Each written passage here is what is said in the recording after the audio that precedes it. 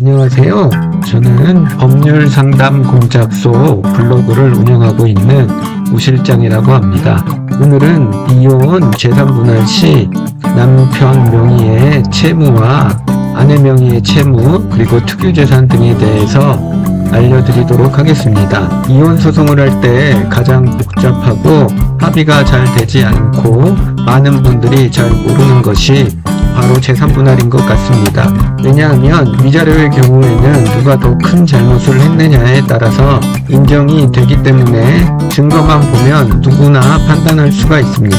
그와 달리 재산 분할의 경우에는 용어도 복잡하고 기여도가 어떻게 되는지, 재산 분할에 포함이 되는 재산은 어떻게 되는지에 대해서 쉽게 접근하기가 어려운 것이 현실입니다.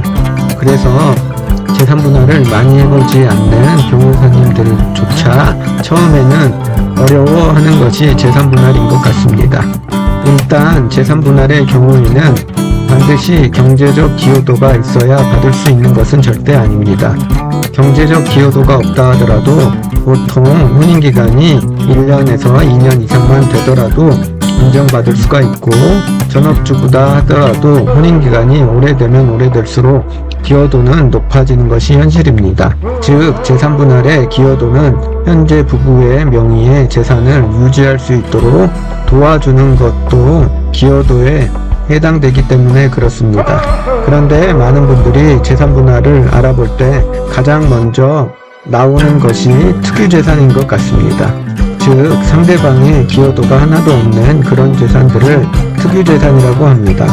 예를 들어 본인이 결혼 전에 마련한 재산 또는 본인의 부모님이 준 돈으로 마련한 재산들에 대해서 특유재산이라고 주장을 하는 경우들이 많습니다. 물론 특유재산에 해당이 되면 재산분할 대상에서 빠지기 때문에 상대방이 가져갈 수가 없습니다. 하지만 특유재산에 해당되는 경우는 그리 많지 않습니다. 일단 부동산에 대한 특유재산에 대해서 알아보겠습니다. 만일 해당 부동산이 현재 부부가 살고 있는 부동산인지 아니면 살지 않는 부동산인지에 따라 특유재산의 접근 방식이 달라지게 됩니다. 만일 현재 특유재산이라고 주장하는 부동산에 부부가 살고 있는 경우라고 하면 혼인기간이 1, 2년 이상만 되었다 하더라도 재산분할 대상에 해당이 됩니다.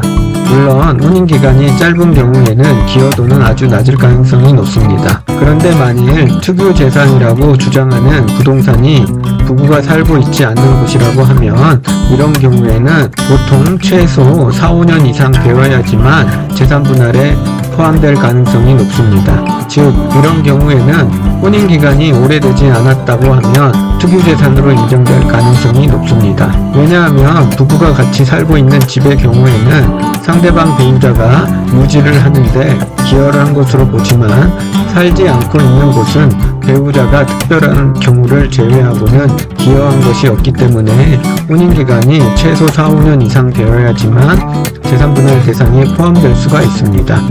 그리고 많은 분들이 본인 명의로 되어 있기 때문에 자신의 재산이라고 생각하는 경우들이 많습니다.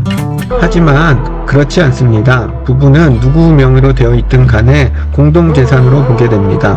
즉, 누구의 명의로 되어 있다고 하더라도 특유재산에 해당되지 않는 이상 재산분할에 포함이 되고, 그리고 난 다음 양 당사자의 기여도에 따라 나눠지는 게 현실입니다.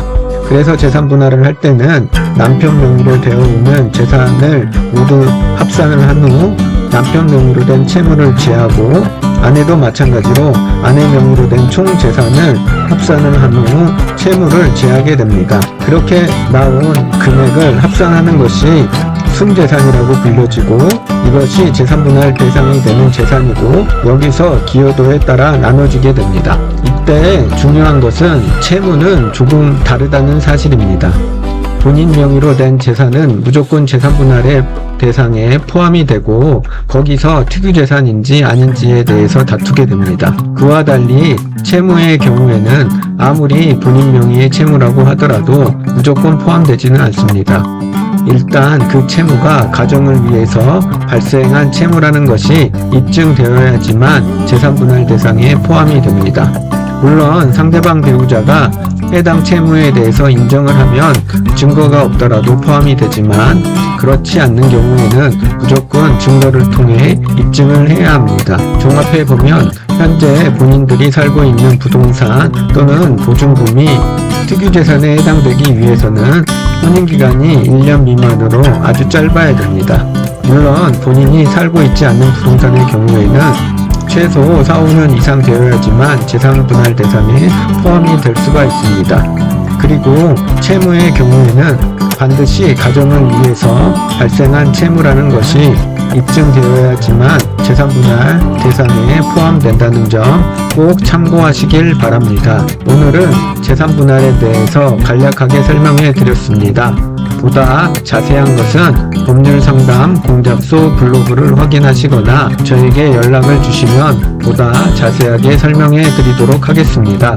오늘도 저의 영상 시청해 주셔서 고맙습니다. 감사합니다.